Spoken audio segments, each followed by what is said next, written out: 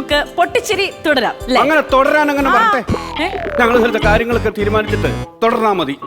കൊച്ചങ്ങോട്ട് പോയിക്കേ, ചെറിയ വിഷയമുണ്ട്. ഇവിടെ നിൽക്കണ്ട. ഓക്കോ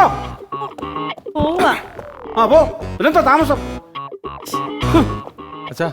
എന്താടാ എടാ ചോദിക്കാന്ന് ഞാൻ പറഞ്ഞില്ല. ഞാൻ എന്തിനാ വന്ന? ഞാൻ ചോദിച്ചിട്ടേ പോകത്തുള്ളൂ. മോനോട് അടങ്ങി നിൽക്കേ. ചോദിക്കാന്ന് പറഞ്ഞ പാതൊന്നുകൊണ്ട് ചോദിക്കണം. എന്താ ചോദിച്ചാല്? കസേര ഞെളിഞ്ഞു കുത്തി ഇരിക്കുന്നുണ്ടോ? ചോദിക്കാനേ. ആരിയ്ക്കുന്നു? നസീർ. ആ കറുകച്ചാൽ നസീർ അല്ലെന്ന്, കോട്ടയം നസീർ. എടി ഈ കോട്ടയം എന്നുള്ളത് പേരിനകത്ത് മാത്രമേ ഉള്ളൂ. അദ്ദേഹത്തിന്റെ സ്ഥലം കറുകച്ചാലാണ്. നിനക്കറിയാവോ? പ്രശ്നമുണ്ട്. നിനക്കറിയോ ഈ കറുകച്ചാൽ ജംഗ്ഷനിൽ എത്ര തവണ ഞാൻ എന്റെ ലോഡ് സൈക്കിളെ കൊണ്ടിറക്കിയിട്ടുണ്ടെന്ന് അറിയോ ഈ മനുഷ്യനെ? പിന്നെ ദോഷം പറയും. ഇപ്പൊ നമ്മുടെ തുടക്ക സമയത്തൊക്കെ ഈ പറഞ്ഞ പോലെ ഓട്ടോറിക്ഷയിലും അങ്ങനെയൊക്കെ വന്ന് നമ്മൾ ഇറങ്ങുമല്ലോ. അങ്ങനെയൊക്കെ ഇറങ്ങിയിട്ടുണ്ട്. പക്ഷെ എനിക്കത് അങ്ങോട്ട് ഇത്ര വർഷമായതുകൊണ്ടായിരിക്കും അങ്ങോട്ട് ആരാന്ന് മനസ്സിലാവില്ല. വരത്തില്ല. തുടക്കകാലത്ത് എല്ലാവർക്കും എല്ലാരെയും അറിയാം. പിന്നെ അല്പം പടിപടിയായിട്ട് ഉയർന്ന സിനിമയിലൊക്കെ കയറി കഴിയുമ്പോൾ ആർക്കും ആരെയും ഒന്നും അറിയില്ല. പിന്നെ 30 വർഷമായിട്ട് ഈ മനുഷ്യനായിട്ട് എനിക്ക് ബന്ധമാണ്. അറിയോ? ഒരു ദോഷം പറയരുത് കേട്ടോ. അന്നും ഇന്നും ഒരുപോലാണ്. രൂപമല്ലേ? അല്ലല്ല, ഐറ്റം പരിപാടി. ആ 30 വർഷം മുമ്പുള്ള പരിപാടിയാണ് ഇപ്പോഴും നടത്തിക്കൊണ്ടിരിക്കുന്നത്. ഇതൊക്കെ എങ്ങനെ സംഭവിക്കുന്നത്? ദിവസം പ്രാക്ടീസ് ചെയ്യാറുണ്ടോ? 30 വർഷമായിട്ടുള്ളത് പിന്നെ ഡെയിലി പ്രാക്ടീസ് ചെയ്യേണ്ട കാര്യമില്ലല്ലോ. ചുമ്മാ ഓർത്തെടുത്താ പോരെ. അല്ല, ഒരു പുള്ളി തെറ്റാതെ അത് അതേപോലെ തന്നെ ഓർമ്മശക്തി അപാരം തന്നെ. ആ കാര്യത്തിൽ ഞാൻ അല്ല നസീറേ, വേറെ കാര്യം പറയാം. ഇപ്പൊ ചില ഐറ്റംസ് ചില പാട്ടുകാർ ചിലപ്പോൾ ദാസേട്ടനൊക്കെ ഫസ്റ്റ് പാടുന്ന പാട്ട് ഇത്ര കൊല്ലങ്ങളായിട്ട് ഇടയകന്യകയാണ് പറഞ്ഞത്. ഇപ്പം ഞാനിപ്പോൾ പ്രോഗ്രാമിൽ കഴിഞ്ഞിട്ടുണ്ടെങ്കിൽ ഞാൻ പറഞ്ഞ ശങ്കര എന്നുള്ള പാട്ടാണ്. ഒരു ഏകദേശം ഒരു 7ാം ക്ലാസ്സിലൊക്കെ പഠിക്കുന്ന സമയത്തോട്ട് ഞാൻ ഈ പാട്ട് തന്നെയാണ് തുടങ്ങുന്നത്. അതുപോലെ നസീർ ചെയ്ത് വിചാരിച്ചിട്ട് ഇപ്പം നിങ്ങൾക്ക് എന്താ പ്രോബ്ലം? ഞങ്ങൾ തെറ്റായിട്ടല്ലല്ലോ പറഞ്ഞത്. അല്ല, അത്രയും വർഷമായിട്ട് അത് തന്നെ ഓർത്ത് വെച്ചോണ്ടിരിക്കുന്നു. നല്ല മെമ്മറി. അതാ ഞാൻ പറഞ്ഞത്. അല്ല, നിങ്ങൾ ആരാണോ? ഞാൻ ആരാണെന്ന് തന്നെ ഞാൻ പരിചയപ്പെടുത്താം.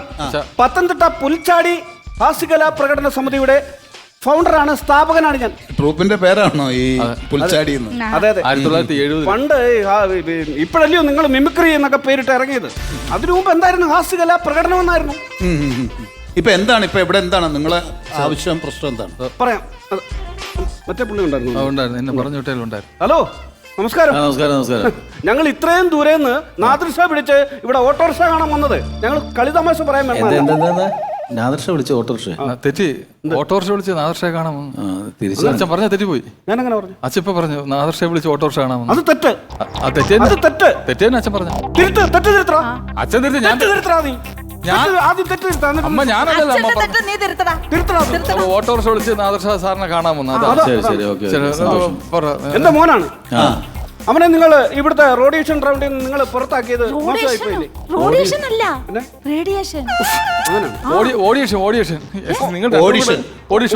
നിങ്ങൾ എന്റെ മകനെ പുറത്താക്കി. ഈ പുള്ളി ഓഡിഷൻ വന്നായിരുന്നു. എപ്പോഴാണ് നിങ്ങൾ വന്നത്? ഏത് സമയത്താണ്? ഞാന് 4 മണിക്ക്. വെളുപ്പിന് 4 മണിക്കൊക്കെ വന്ന് എങ്ങനെ ഓഡിഷൻ കാണുന്നത്? അതല്ല, ഞാൻ വൈകുന്നേരം 4 മണിക്കാണ് വന്നത്. 10 മണിയായപ്പോൾ ഓഡിഷൻ തുടങ്ങി, 12 മണിയായപ്പോൾ തീർന്നല്ലോ. പിന്നെ 4 മണിക്ക് വന്നിട്ട് എന്താ കാര്യം? നിങ്ങൾ ആദ്യമേ സമയം കൃത്യനിഷ്ഠയൊക്കെ പാലിക്കണ്ടേ? ഒരു മിമിക്രി കലാകാരന് ആദ്യം വേണ്ട എന്താണെന്നറിയോ? അഡ്വാൻസ്. അഡ്വാൻസ് തന്നാൽ ഞാനൊരു കാര്യം ചോദിക്കട്ടെ. ഇപ്പൊ ഈ മിമിക്രിയിൽ നിന്ന് നിങ്ങൾ ഈ മിമിക്രിക്കാരനാകണം, ഓഡീഷനിൽ പങ്കെടുക്കണം, ഇവിടെ പെർഫോം ചെയ്യണം എന്നൊക്കെ പറയുന്നത് നിങ്ങൾക്ക് സിനിമ ലക്ഷ്യമല്ലേ? സിനിമ നടണം. ഏറ്റവും അവസാനം അതിലാണ് നമ്മൾ ലയിക്കുന്നത്. നദികളെല്ലാം ചെന്ന് അറബിക്കടലിൽ മിമിക്രി കൂടെ ഒഴുകി വരും, പക്ഷെ സിനിമ ലയിക്കും. പക്ഷെ വേറെ കാര്യം ചോദിക്കട്ടെ. എന്താ ഞാനൊരു കാര്യം ചോദിക്കട്ടെ. സിനിമയിലേക്ക് വരാൻ വേണ്ടിയിട്ടുള്ള ലക്ഷ്യമാണെങ്കിൽ ഒരു സിനിമയിൽ വന്നു കഴിഞ്ഞിട്ടുണ്ടെങ്കിൽ സിനിമ നടനായാൽ ആദ്യം പഠിക്കേണ്ടത് എന്താണെന്നറിയോ? എനിക്ക് കാരിയർ എടുക്കണം. നമ്മൾ ഫുഡ് കഴിക്കുന്ന സാധനം, കാരിയർ ഫുഡ് കഴിക്കുന്ന പാത്രം അടുക്കി വെക്കണം. അതാണ് ആദ്യം പഠിക്കേണ്ടത്. അത് മനസ്സിലായില്ല. എങ്ങനെ? കാരണം ആദ്യം മുതൽ ചെറിയ കിണർ പോലത്തെ സാധനമില്ല ഫുഡ് കഴിക്കാൻ കൊണ്ടുവരും. ഒരു നടനാവണമെങ്കിൽ അതാണ് ആദ്യം പഠിക്കേണ്ടത്. അതാ ഫുഡ് തീറ്റയാണ് അപ്പോഴും ലക്ഷ്യം. അഭിനയം പിന്നെ അഭിനയമല്ല. അല്ല, അതെ. ഒരു മിമിക്രി കലാകാരൻ ആദ്യം വേണ്ടത് ഈ അഡ്വാൻസും ഇതൊന്നുമല്ല. അഡ്വാൻസ് വേണം, പിന്നെ തോർച്ച വേണം, പങ്ക്ച്വാലിറ്റി ആണ്. പങ്ക്ച്വാലിറ്റി. അയ്യോ, ഞങ്ങള് പാവത്തിങ്ങള്, ഞങ്ങളുടെ കയ്യിൽ അതൊന്നും എടുക്കാനില്ലേ? പഞ്ചായത്ത് കിട്ടുന്നല്ല. പങ്ക്ച്വാലിറ്റി എന്ന് പറഞ്ഞാൽ ഒരു കൃത്യനിഷ്ഠതയാണ് നമുക്ക് ആദ്യം വേണ്ടത്. മനസ്സിലായോ? ഒരു സമയം പറഞ്ഞാൽ ആ സമയത്ത് വരിക, അല്ല നിങ്ങൾ തോന്നിയ സമയത്ത് വരിക എന്നുള്ളതല്ല. മനസ്സിലായോ? ഇപ്പൊ എന്താണ് നിങ്ങൾ ചെയ്യണം? എന്താണ് മിമിക്രിയിൽ എന്താണ് ചെയ്യുന്നത്? സാർ, ഞാൻ അത്യാവശ്യം മിമിക്രി കാണിക്കും, അത്യാവശ്യം പാട്ട് പാടും, അത്യാവശ്യം മോണാക്ട്, അത്യാവശ്യം എല്ലാം സംഭവം എല്ലാം പാടും. എല്ലാം ആരുടെ അത്യാവശ്യത്തിന്? ഞങ്ങളുടെ കുടുംബത്തിന്റെ. നിങ്ങളിപ്പോ എന്താണ് ചെയ്യാൻ പോണെന്ന് പറയും? ഞാൻ മിമിക്രിയിൽ മിമിക്രിയിൽ എന്താണ് ചെയ്യാൻ പോകുന്നത്? മിമിക്രിയിൽ ഒരുപാട് ഐറ്റം ചെയ്തു. ഒരുപാട് ഏതെങ്കിലും ഒന്ന് രണ്ട് ഐറ്റം കാണിക്കൂ, നോക്കട്ടെ, കൊള്ളാവുന്നതാണ്, നമുക്ക് നോക്കാം. നല്ല ഉഗ്രം പരിപാടിയാണ്. മിമിക്രിയിൽ മറ്റേ സോമന്റെ സൗണ്ട് എം ജി സോമേട്ടന്റെ ഏത് സിനിമയിലെ? സേലം എന്ന് പറഞ്ഞ സേലമല്ല, ഏലം. ലേലം. ഏലം പറയാം സാർ. നേരാ തിരുമേനി, ഈ ചപ്പൻ പള്ളിക്കൂടത്തിൽ പോയിട്ടില്ല.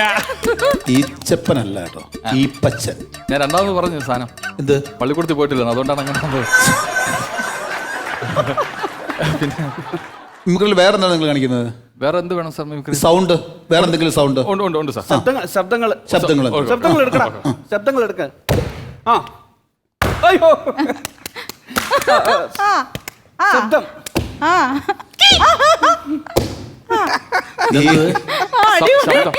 എന്ത് സംഭവം? ഞാൻ പ്രതീക്ഷിച്ചതിനും മേളിൽ പോയി. ശബ്ദം ഇട്ടതാ. അല്ല, എന്ത് സൗണ്ട് അത്? എന്ത് ശബ്ദം? സൗണ്ട് എന്ത് സൗണ്ട്? കൈ കൊട്ടുന്ന സൗണ്ട്, ഇവിടെ അടിക്കുന്ന സൗണ്ട്, ചവിട്ടുന്ന സൗണ്ട്. ആ, ഇതുകൊണ്ടൊക്കെ തന്നെയാണ് നിങ്ങൾക്ക് ഇവിടെ ഓഡീഷനിലൊന്നും കിട്ടാതായി പോയത്. എന്ത് പറ്റി? ഇതൊക്കെയാണ് എന്ത് നിങ്ങൾ എന്തേ കാണിക്കുന്നത് കിടന്നിട്ട്? ഇഷ്ടപ്പെട്ടില്ല. എന്ത് ഇഷ്ടപ്പെട്ടില്ലെന്ന്? ഇത് കൊള്ളാം. ഇത് മോന്റെ പരിപാടി എന്ത് പരിപാടി?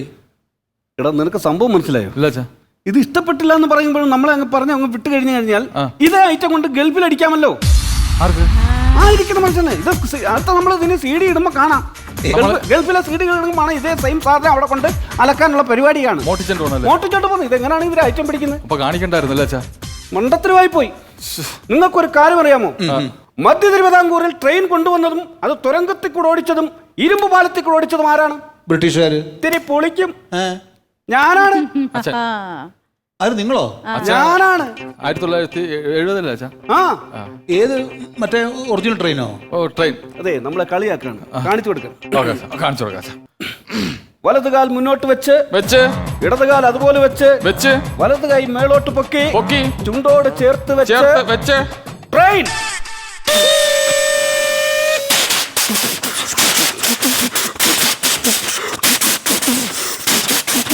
ഗുഹ.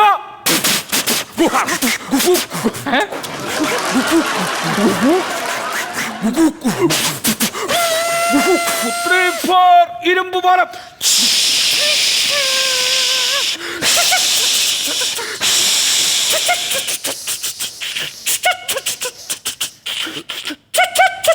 മതി ഏട്ടാ. അച്ഛാ മതി.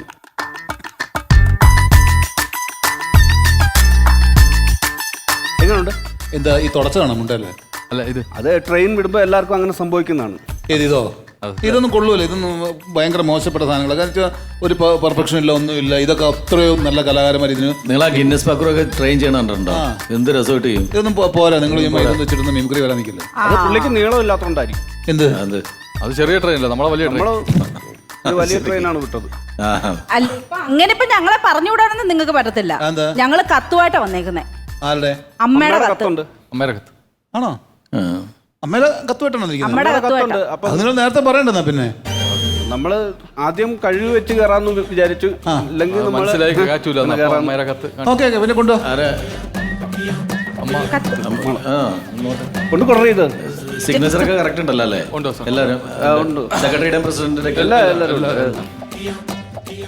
എല്ലാ സെക്രട്ടറിയും കത്ത്. ഈ വരുന്ന ചെറുപ്പക്കാരന് നിങ്ങളുടെ അടുത്ത് ഒരു സീറ്റ് കൊടുത്ത് ഇരുത്തുകയോ നല്ല അവസരം കൊടുക്കുകയോ ചെയ്യണം. ഇല്ലെങ്കിൽ ഞാൻ കോഴിമുട്ടയിൽ ഒരു ഐറ്റം ചെയ്ത് സീറ്റിന്റെ അടിയിൽ വെക്കും എന്ന് അവന്റെ അമ്മൂമ്മ ശാന്ത. എന്റെ അമ്മയാ. എന്റെ അമ്മൂമ്മ. ഇതാണ് അമ്മയുടെ കത്തെന്ന് പറഞ്ഞത്. ഞാൻ വിചാരിച്ചു നമ്മളുടെ സംഘടന അമ്മ സംഘടനയിൽ നിന്ന് എന്താണ് ഇടവേള ബാബു അല്ലെങ്കിൽ ലാലേട്ടന്റെ ആരെങ്കിലും കത്തുണ്ടെന്ന് വിചാരിച്ചിട്ടാ. ഇത് വെറുതെ നിങ്ങൾ പോയി സമയങ്ങൾ മെനക്കെടുത്താന്ന് വിട്ടേ. സാർ ഒരു അവസരം കൊടുക്കണം. Spot dub. സ്പോട്ട് ഡബെങ്കിലും മര്യാദയ്ക്ക് ചെയ്യോ? ശരി, നിങ്ങളൊന്ന് സ്പോട്ട് ഡബ് ചെയ്യേ. ഇതും കൂടെ ശരിയായില്ലെങ്കിൽ ശരിയാവില്ല നമുക്ക്. ഇല്ല സാർ, നന്നായിട്ട് ചെയ്യാം സാർ. വെറൈറ്റി, നല്ല വെറൈറ്റി സാധനം. ശരി ശരി, എന്നാ വാ. കാണു സാർ, ഒന്ന് കുനിയാനും തിന്ന് കുനിയാനും വയ്യ. ജോലിക്കും പോകും.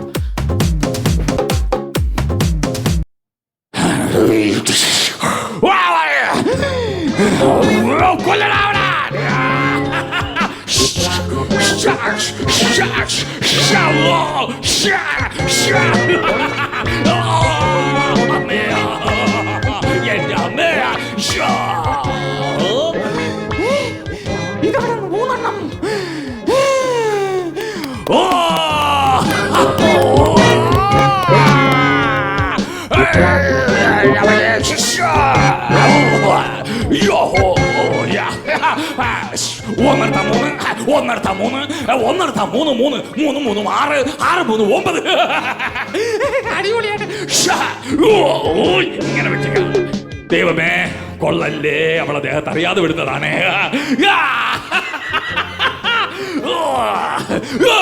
അവളെ വിട്ടത് നമുക്ക് കൊണ്ട്. എന്റെ ദൈവമേ, എങ്ങനെ ഇത് ചെയ്യുന്നത്? ഞാൻ കാണിച്ചു. ആദ്യം കൈ ഇങ്ങനെ പിടിക്കൂ, ഇങ്ങനെ പിടിച്ചിട്ട് തിരിക്കണം, എന്നിട്ട് ഇങ്ങനെ പിടിക്കുക. 3 എണ്ണം ഇങ്ങനെ എടുത്ത് ഒറ്റ പിടക്കം. എന്റെ വിടടി. എന്റെ അമ്മേ, ഇഴുത്തും ചത്തുപോയല്ലോ. കൈയടിക്കൂ സാർ, കൈയടിക്കൂ പ്ലീസ്, കൈയടിക്കൂ സാർ. എന്റെ സാറേ കൈയടിക്കൂ.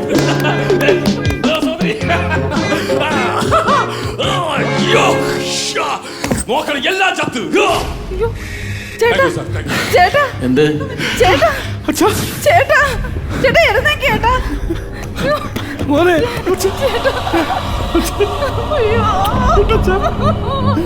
ഇങ്ങനെ ആരും ചെയ്യുന്നത് ഞാൻ കണ്ടിട്ടില്ലടാ. ചോദിക്കാം അവസരം കിട്ടുമ്പോ മാർക്ക് ചോദിക്കാം. മാർക്ക നിങ്ങൾ എന്താ ഈ ബോധം കിട്ടുവിടെന്തിനാ? ഞാൻ അങ്ങ് ഓവറായി എന്ന് പറയാൻ പറ്റത്തില്ല. സന്തോഷം.